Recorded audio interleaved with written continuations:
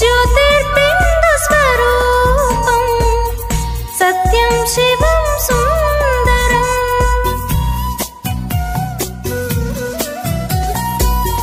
భోలానాథుడవు నీవు దుఃఖహర్తవు నీవు ఓ బాబా నా బాబా మరువలేను నీ రూపం తల్లివి తండ్రివి బంధు సఖుడవు నీవే బుద్ధి యోగం నీతో ఉంటే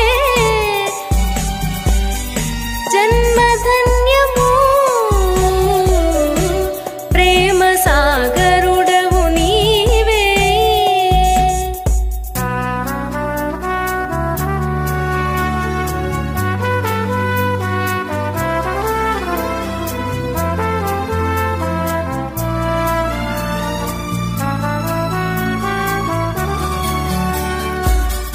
నిన్నే వదులుకోలేక చేరేను నీ చెంత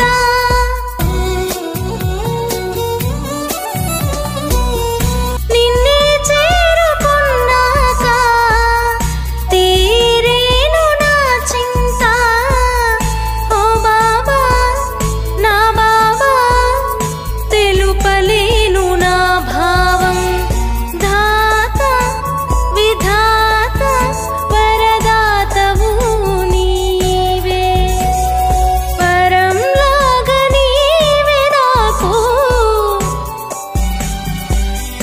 సొంతమాయనే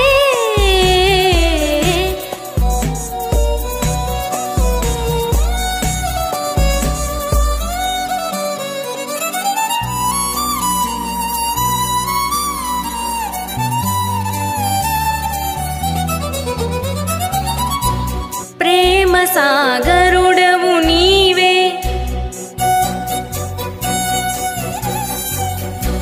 ప్రేమలో లీనమాయే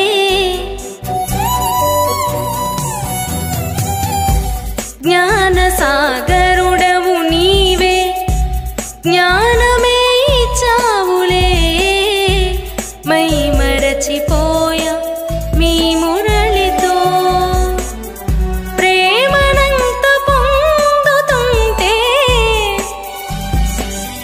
మదే పొంగిలే ప్రేమ సాగరుడవు నీవే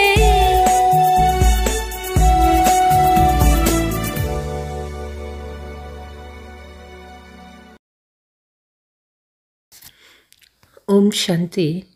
మధురమైన పిల్లలారా, ఆత్మారూపీ బ్యాటరీ జ్ఞానయోగాల ద్వారా నింపి సతోప్రధానంగా చేసుకోవాలి, నీటి స్నానం ద్వారా కాదు. ప్రశ్న: ఈ సమయంలో ఆత్మలందరినీ అలమటింపచేసేదెవరు? ఎందుకు అలా అలమటింపచేస్తాడు? ఈ సమయంలో అందరినీ అలమటింపచేసేవాడు రావణుడు.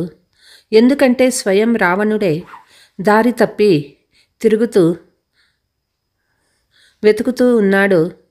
రావణునికి తన సొంత ఇల్లు ఏదీ లేదు. రావణుణ్ణి ఎవరు బాబా అని అనరు. తండ్రేమో పరంధామం నుండి తన పిల్లలకు ఆశ్రయం ఇచ్చేందుకు వస్తాడు. ఇప్పుడు మీకు మీ ఇంటి అడ్రస్సు తెలిసింది కాబట్టి మీరు ఎవరినీ వెతకరు. తండ్రి నుండి మొట్టమొదట విడిపోయాము, ఇప్పుడు మళ్ళీ మొట్టమొదట ఇంటికి వెళ్తామని మీరు చెప్తారు. ఓం శాంతి. మధురాతి మధురమైన పిల్లలు ఇక్కడ కూర్చొని ఇతనిలో వచ్చిన శ్రీబాబా ఎలాగైనా మమ్మల్ని తమ వెంట తప్పకుండా ఇంటికి తీసుకువెళ్తారని భావిస్తారు. అది ఆత్మల ఇల్లు కనుక పిల్లలకు తప్పకుండా ఖుషి ఉంటుంది. బేహద్దు తండ్రి వచ్చి మనల్ని సుగంధ పుష్పాలుగా చేస్తూ ఉన్నారు. అంతేకాని వస్త్రాలు మొదలైన వాటిని ధరింపచేయరు. దీనిని యోగ బలము లేక స్మృతి బలము అని అంటారు. టీచర్కు ఎంత గౌరవం ఉందో పిల్లలకు కూడా అంత గౌరవాన్ని ఇప్పిస్తారు. విద్యార్థులకు తమ చదువు ద్వారా ఏ పదవి పొందుతారో తెలుస్తుంది. మన బాబా టీచరే కాక సద్గురువు కూడా అయ్యారని మీకు తెలుసు. ఇది కొత్త విషయము. మన బాబా టీచర్ అయ్యారు. వారిని మనము స్మృతి చేస్తున్నాము. మనకు చదువు నేర్పించి ఈ విధంగా తయారు చేస్తూ ఉన్నారు. అనంతమైన తండ్రి మనల్ని వాపస్ ఇంటికి తీసుకు వెళ్ళేందుకు వచ్చారు. రావణునికి ఏ ఇల్లు లేదు, రామునికి ఇల్లు ఉంది. శ్రీబాబా ఎక్కడ ఉంటారు? మీరు వెంటనే పరంధామంలో అని అంటారు. రావణుణ్ణి బాబా అని అనరు. రావణుడు ఎక్కడుంటాడు తెలియదు. రావణుడు పరంధామంలో ఉంటాడని అనరు. అక్కడ ఉండడు. రావణునికి స్థిరమైన స్థావరం లేదు. తిరుగుతూ ఉంటాడు. మిమ్మల్ని కూడా తిప్పుతూ ఉంటాడు. మీరేమైనా రావణుని స్మృతి చేస్తారా? లేదు. ఎంతగానో తిప్పుతాడు. శాస్త్రాలు చదవమంటాడు, భక్తి చేయమంటాడు, అది చేయమంటాడు, ఇది చేయమంటాడు. దీనిని భక్తి మార్గము రావణరాధ్యమని అంటారని తండ్రి చెప్తూ ఉన్నారు. గాంధీ కూడా రావణరాధ్యం కావాలనే కోరుకున్నారు. ఈ రథంలో శ్రీబాబా వచ్చి ఉన్నారు. వారు గొప్ప తండ్రి కదా. వారు ఆత్మలతో పిల్లలు పిల్లలు అంటూ మాట్లాడతారు. ఇప్పుడు మీ బుద్ధిలో ఆత్మీక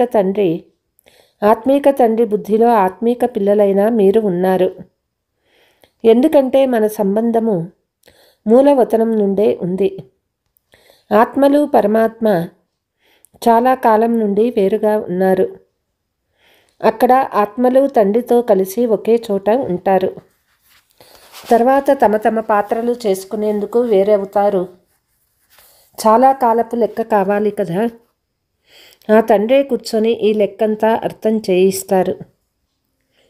ఇప్పుడు మీరు చదువుకుంటున్నారు.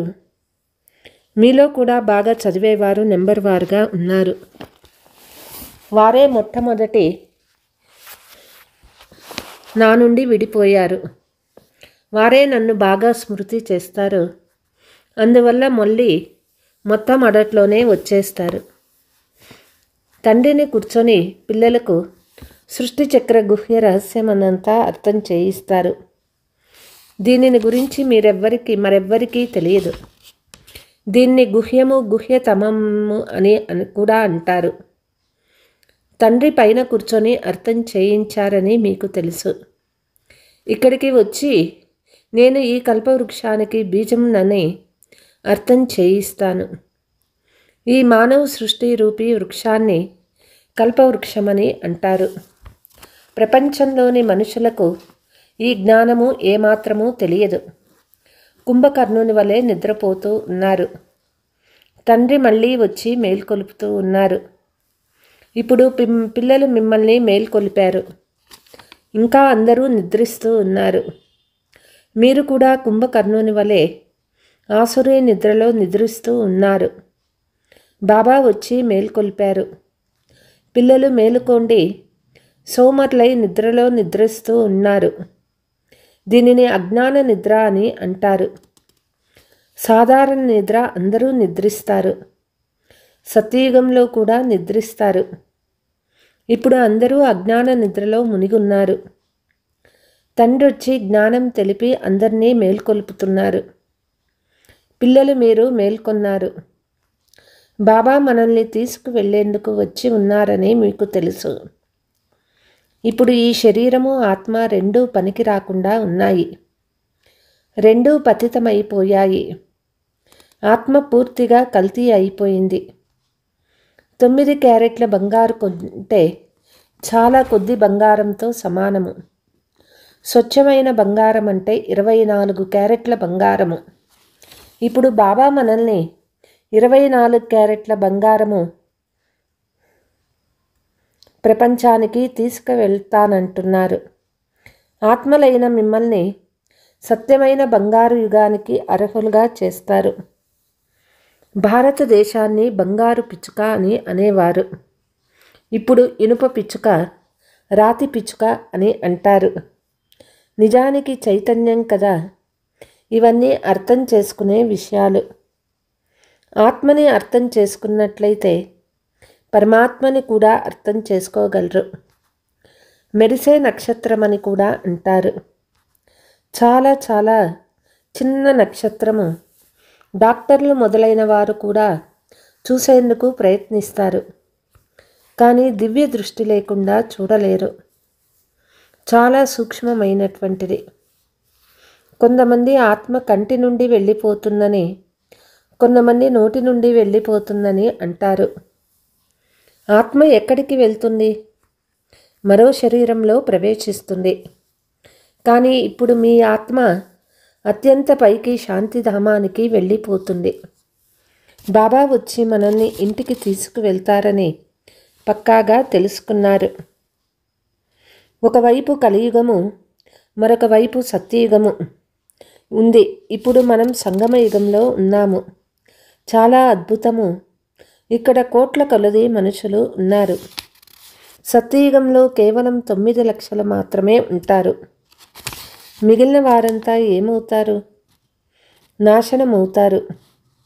తండ్రి వచ్చేదే నూతన ప్రపంచాన్ని స్థాపించేందుకు.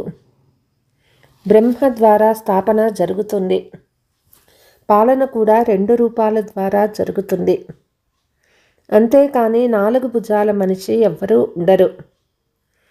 అలా ఉంటే శోభించదు. పిల్లలకు కూడా అర్థం చేయిస్తూ ఉన్నారు. చతుర్భుజుడు అనగా శ్రీ లక్ష్మీ శ్రీనారాయణల సంయుక్త రూపము. శ్రీ అంటే శ్రేష్టము. త్రేతాయుగంలో 2 కళలు తగ్గిపోతాయి. పిల్లలకు లభించే ఈ జ్ఞానము స్మృతిలో ఉండాలి. ముఖ్యమైనవి 2 పదాలు. తండ్రిని స్మృతి చెయ్యండి. ఇతరులెవ్వరికీ అర్థం కాదు. తండ్రి పతిత పావనుడు, సర్వశక్తివంతుడు. బాబా మీరు మాకు భూమి ఆకాశాలతో పాటు సర్వస్వం ఇచ్చేశారని పాట కూడా పాడతారు. మీరు మాకు పూర్తి భూమి ఆకాశాలు ఇచ్చేశారు. ఇవన్నీ వస్తువంటూ ఏమీ లేదు. మొత్తం విశ్వరాజ్యమంతా ఇచ్చేశారు. ఈ లక్ష్మీనారాయణులు విశ్వానికి యజమానులుగా ఉండేవారని మీకు తెలుసు. మళ్ళీ డ్రామా చక్రం తిరుగుతూ ఉంటుంది. నెంబరు వారు పురుషార్థానుసారం సంపూర్ణ నిర్వికారులుగా అవ్వాలి. వికారుల నుండి నిర్వికారులు, నిర్వికారుల నుండి వికారులు అవుతారని మీకు తెలుసు. ఈ 84 జన్మల పాత్రను లెక్కలేనన్నిసార్లు అభినయించారు. ఎన్నిసార్లు లెక్కించలేము. జనాభాను లెక్కిస్తారు, కానీ మీరు సతో ప్రధానం నుండి తమో ప్రధానము, తమో ప్రధానం నుండి సతో ప్రధానం ఎన్నిసార్లు అయ్యారో ఎవ్వరూ వేయలేరు. బాబా అంటారు, ఇది 5000 సంవత్సరాల చక్రము. ఇది సత్యము. లక్షల సంవత్సరాలు అయితే గుర్తు కూడా ఉండదు. ఇప్పుడు మీలో గుణధారణ జరుగుతుంది. జ్ఞాన నేత్రము ఉన్నది.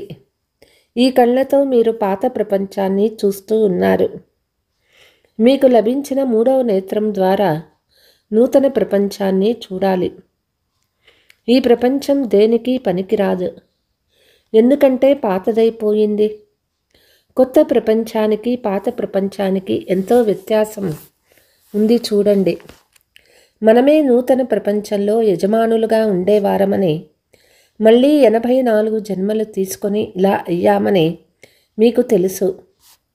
దీనిని చాలా బాగా అర్థం చేసుకొని మళ్ళీ మనం ఇలా అవుతామని ఇతరులకు కూడా అర్థం చేయించాలి. బ్రహ్మ నుండి విష్ణువు, విష్ణువు నుండి బ్రహ్మగా అవుతారు.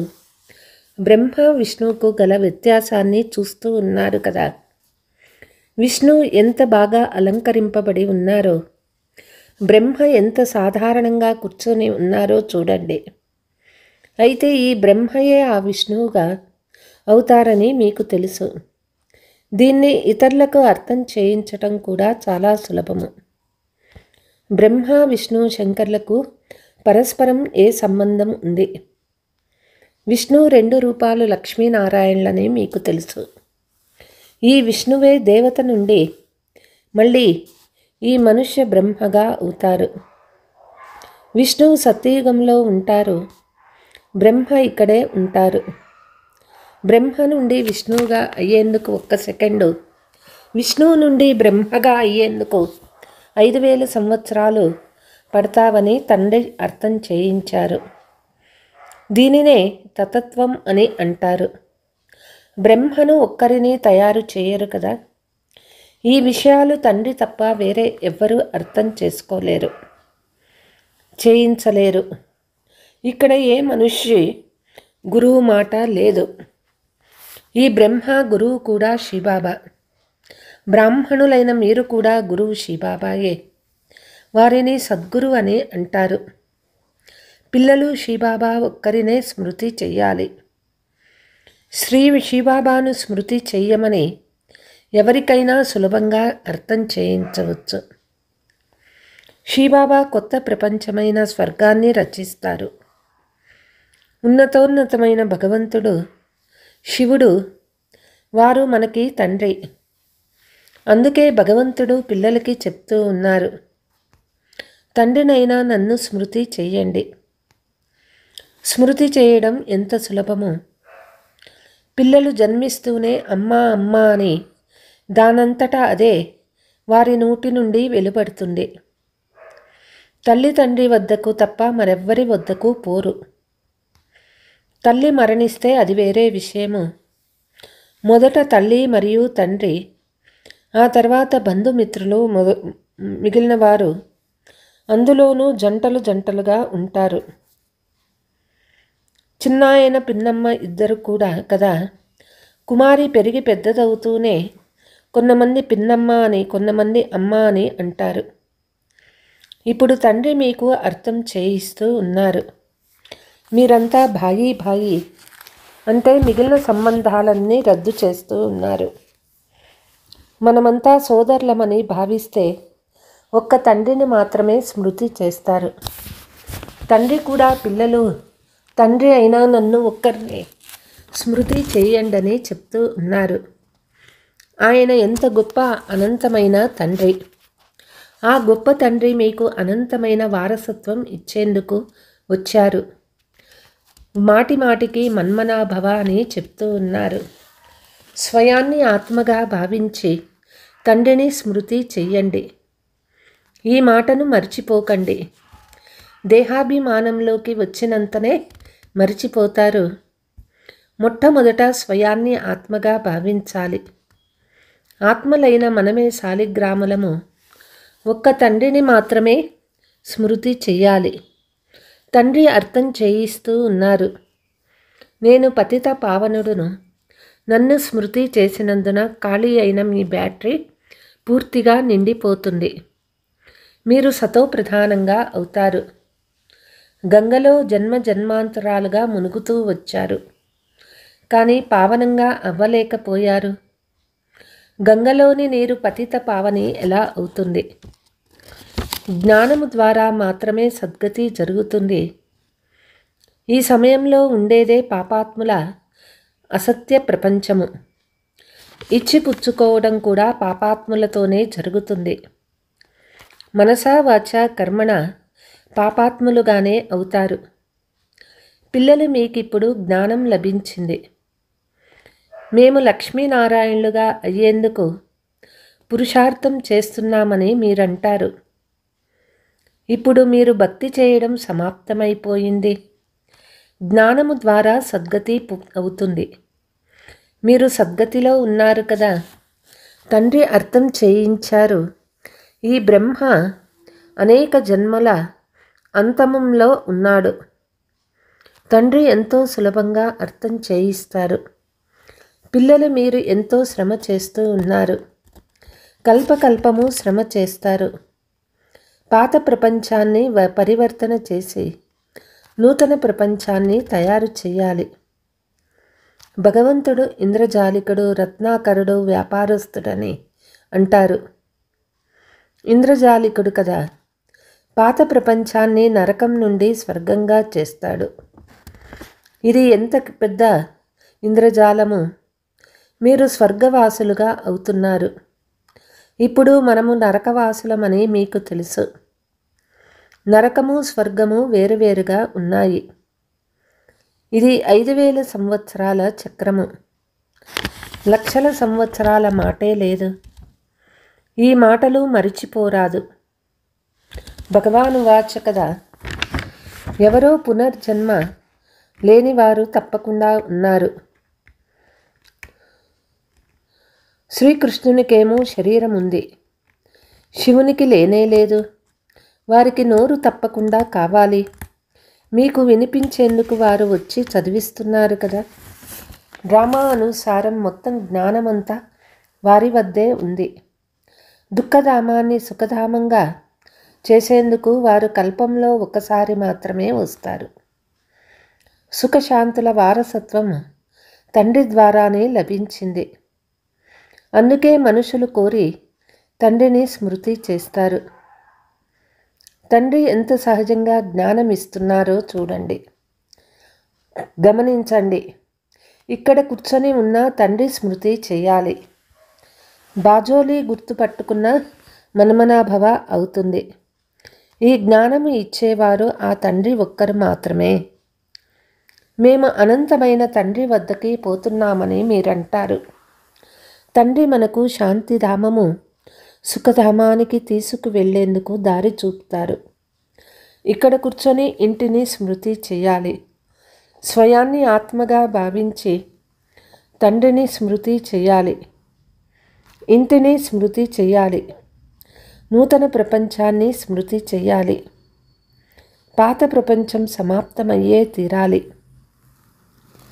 పోను పోను మీరు వైకుంఠాన్ని కూడా చాలా స్మృతి చేస్తారు. మాటి మాటికి వైకుంఠానికి వెళ్తూ ఉంటారు. ప్రారంభంలో కన్యలు మాటి మాటికి పరస్పరంలో కూర్చొని వైకుంఠానికి వెళ్ళేవారు. ఇది చూసి సంపన్న కుటుంబీకులు తమ పిల్లలను పంపించేవారు. పేరు ఓం నివాస్ అని పెట్టారు. చాలామంది పిల్లలు వచ్చారు. తర్వాత గలాటలు జరిగాయి.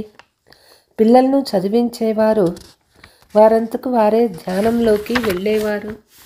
ఇప్పుడు ఆ ధ్యానము సాక్షాత్కారాల పాత్ర మూసేశారు.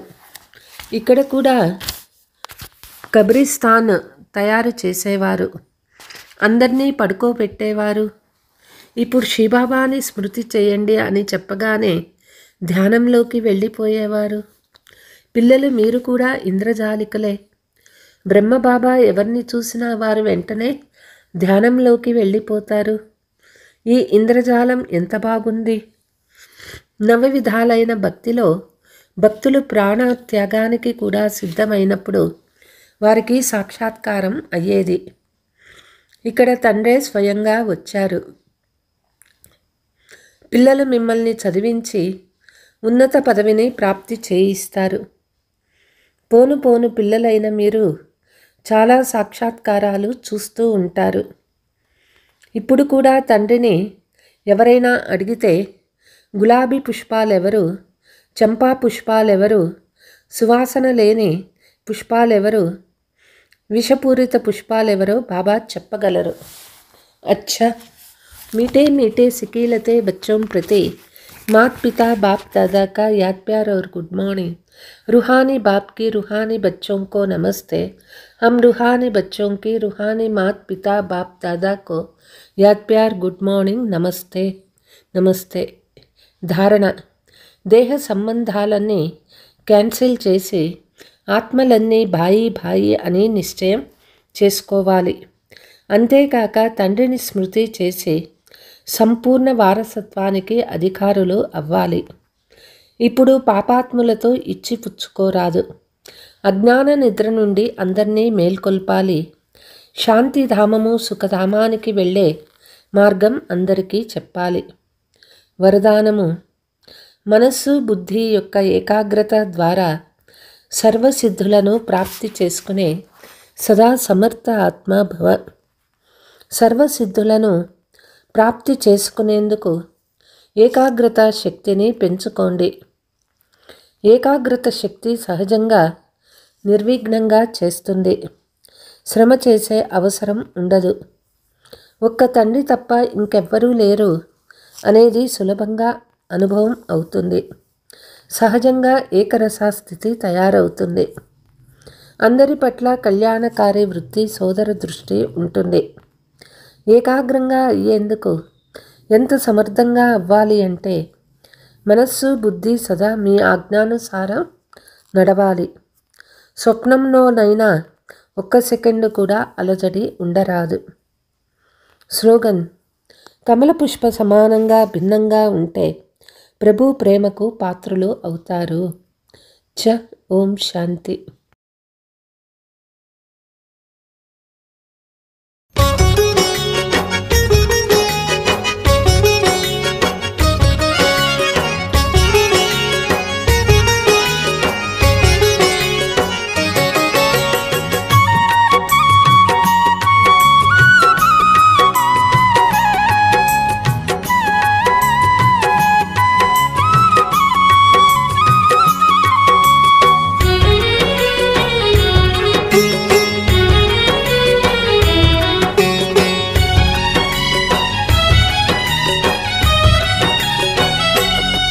दुनिया में सबसे प्यार से चलना सीखो जी। दुनिया में सबसे प्यार से चलना सीखो जी। प्रेम की बोली बोलो, प्रेम की बोली बोलो, प्रेम से रहना सीखो जी। दुनिया में सबसे प्यार से चलना सीखो जी। दुनिया में सबसे प्यार से चलना सीखो जी।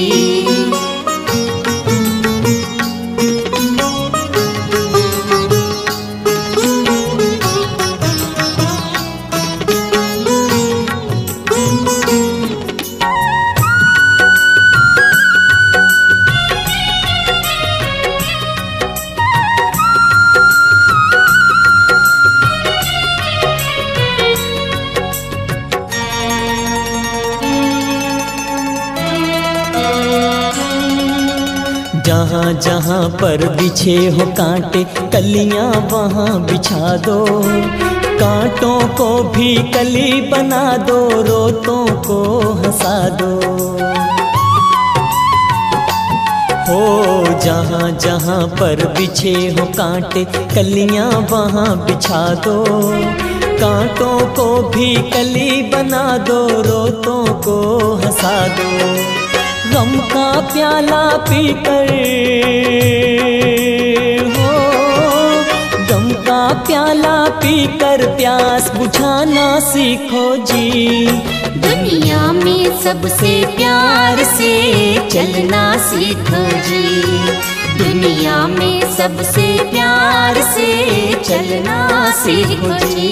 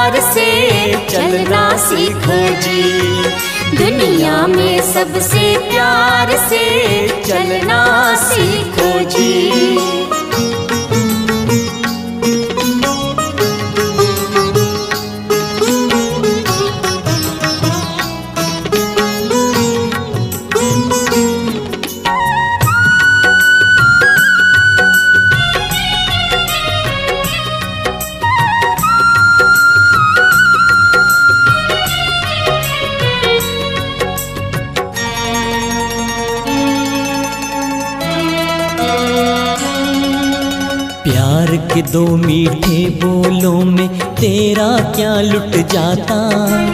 प्यार का प्यासा सारा जग है, प्यार का रखो नाता। प्यार के दो मीठे बोलों में तेरा क्या लुट जाता। प्यार का प्यासा सारा जग है, प्यार का रखो नाता। प्यार लुटाते सबको, प्यार लुटाते सबका प्यारा बनना सीखो जी। दुनिया में सबसे प्यार से चलना सीखो जी। दुनिया में सबसे प्यार से चलना सीखो जी। प्रेम की बोली बोलो, प्रेम की बोली बोलो, प्रेम से रहना सीखो जी। दुनिया में सबसे प्यार से चलना सीखो जी। दुनिया में सबसे प्यार से चलना सीखो जी। दुनिया में सबसे प्यार से चलना सीखो जी। दुनिया में सबसे प्यार से चलना सीखो जी।